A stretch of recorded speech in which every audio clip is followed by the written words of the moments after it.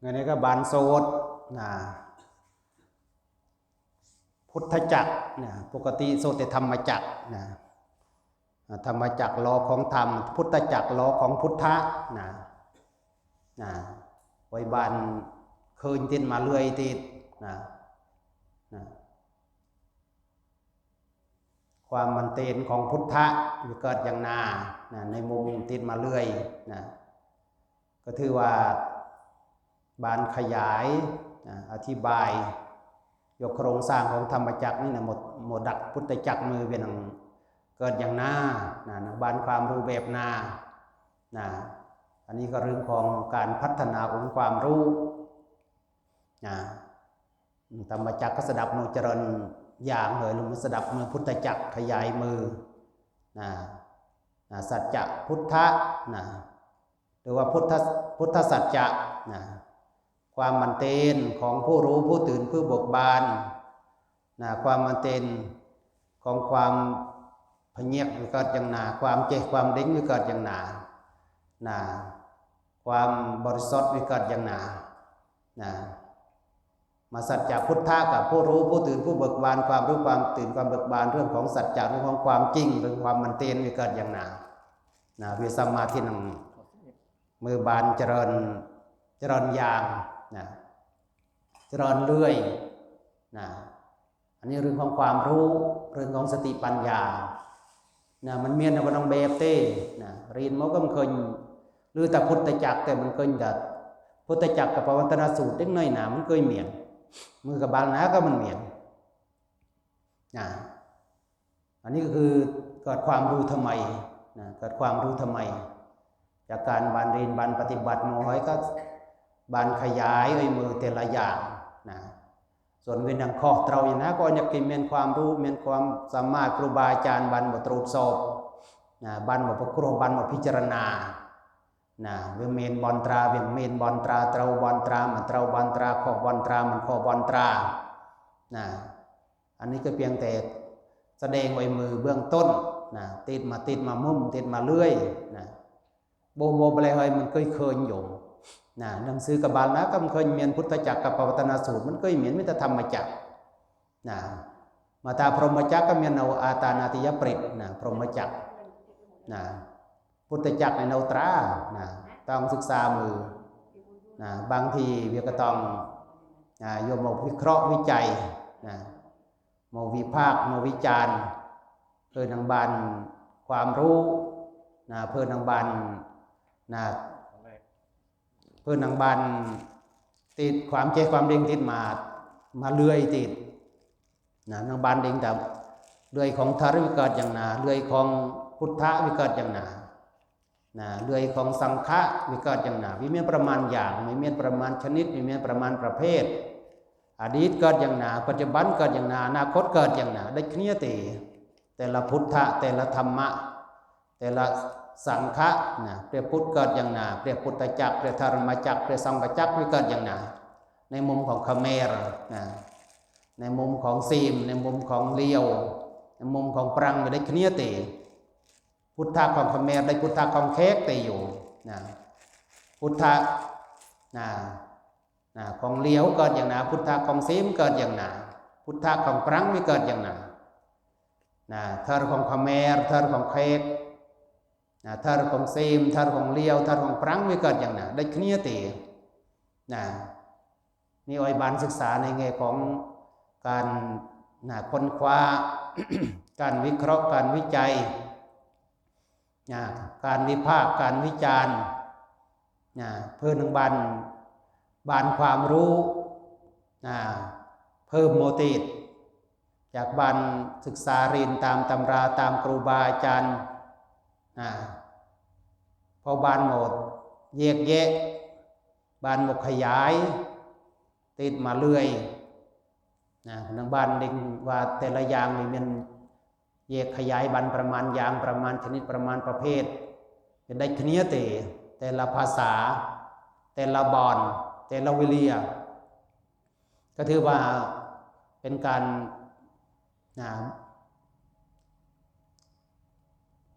บานความรู้ทำไมความรู้ทำไมมันเมนแต่ ถ้าแต่เด็กตามแบบมาอย่างนั้นก็มันพัฒนานะครูบาอาจารย์ก็ดิ่งเหยเองดิ่งตามครูบาอาจารย์นี่ถึงพัฒนาบานอย่างนั้นก็ดิ่งเด็กครูบาอาจารย์ดิ่งไม่เองสามารถดิ่งประเสงบานเจียงครูบาอาจารย์หรือต่อขยายบานจรอนเจียงครูบาอาจารย์นี่ความรู้เองไม่ต้องเกิดมันเกิดของคุณเองนะเว้นแต่เกิดของครูบาอาจารย์ต้องเอาไว้นะอันนี้เป็นตัวเองเป็นความภูมิใจนะเองก็มีความรู้ของคนเองขแมรก็มีความรู้ของขแมรขแมรก็มีพระพุทธของขแมรขแมรก็มีพระธาตุของขแมรขแมรก็มีพระสังฆของขแมรเคยติเวทองมามือของคนเองนะเวได้ของนิกิติติ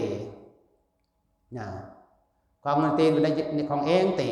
ประสิ่งนี้อย่างนาได้ขเนียอย่างนาสดขเนียอย่างนาโดยขเนียอย่างนานะอันนี้เรื่องของปัญญานั่นนี่นะเรื่องของความรู้นะมันเมนแต่เจอตามเนกตีดมาอย่างนะโดยที่มันบานมือแต่คนเองเนี่ยเมียนตีพุทธะคนเองไปก็อย่างนาธรรมะของคนเองไปก็อย่างนาสังฆะของคนเองไปก็อย่างนา เนี่ยได้ของเนกตีดตีนะนี่เรื่องของความรู้เวียดพัฒนาตัวบานเรื่อยๆนะขยายไอ้บานเด้งไอ้บานเคยระบำเคยบานลือกับบานลือระบำเคยบานสดับกับบานสดับระบำเคยบานเด้งกับบานดิ่งนะเคยดิมาถ้ามันเรียนโมมันเต้นปฏิบัติโมมันเต้นเนี่ยมือมันเคยนะทั้งหมดโซนอย่างแค่โซนบานเต้มันเมียนทางตำรานเกิดนวัตกรรมทำไมเธอบานทำไมกึดบานทำไมเด้งบานทำไมส่วนเป็นอย่างข้อเต้าอาราข้อเต้าตำรากับอันนี้ก็มาศึกษาตินมานองอันนี้เองในมุมของคุณเองในมุมของจากบานเรียนบานปฏิบัติโมหอยกับบานหมดขยายบานหมดอธิบายความรู้ติดมาเรื่อยติดมาจรุ่ง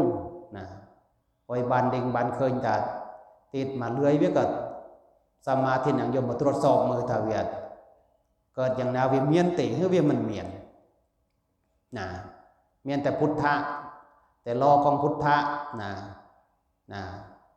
เวียนนาวีนาเมียนติก็ได้จำเคยเป็นครูบาอาจารย์บานปรับตุ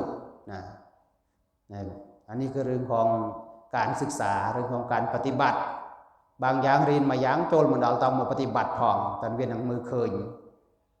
จนมีเกิดตัวปฏิเวทที่เกิดจากการเรียนเกิดจากการปฏิบัติตัวปฏิบัติมันก็ต้องตรวจสอบตัวหลักปริยัติถ้าวิข้อเวทเราอย่างนาเวทเมนติวิเจียเมนติคือเวทข้อเมนติเวทเมนการปรับปรุงพัฒนาเวทเจียบานอย่างนาเธอเวทเราบานอย่างนาอันนี้ก็เรื่องของความรู้ความเข้าใจสำหรับนางเปลี่ยนอย่างนี้ก็โยมบานรุมเธอบนบุญรวยกาวสมุยบุญรวยกาวสมุยสุดท้ายนี่บนกษลที่ญาติโยมตั้งจัดหมดเธอบนอ้อยเตียนสมาทานสดับติอย่างนี้ก็พรหมเนกตบะเดชะพลวะปัจจัย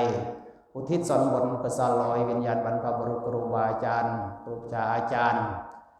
โพธิสัตว์เทวดารักโพธิสัตว์ทั้งหลายพรหมยมยักษ์ทั้งหลายนักรุกทั้งหลายคนทันทั้งหลาย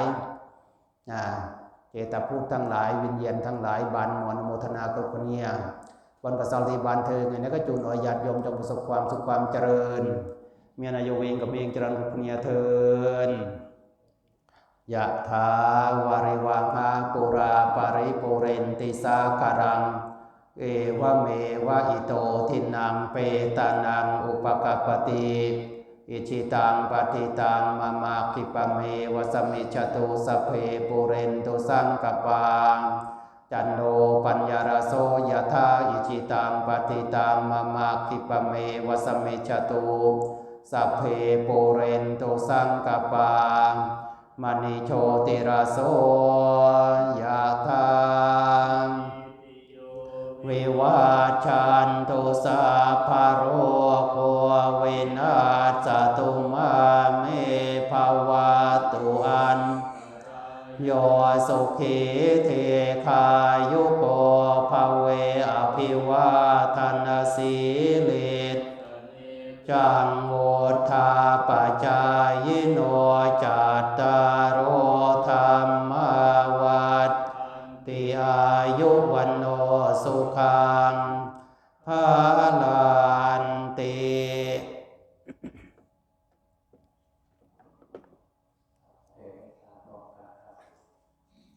สัพเพสัตตาสัตว์ทั้งหลายที่เป็นเพื่อนทุกข์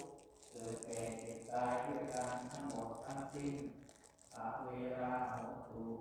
จงเป็นสุขเป็นสุขเถิดอย่าได้มีเวรแก่กันและกันเลยอาพยาปัตตาโหตุ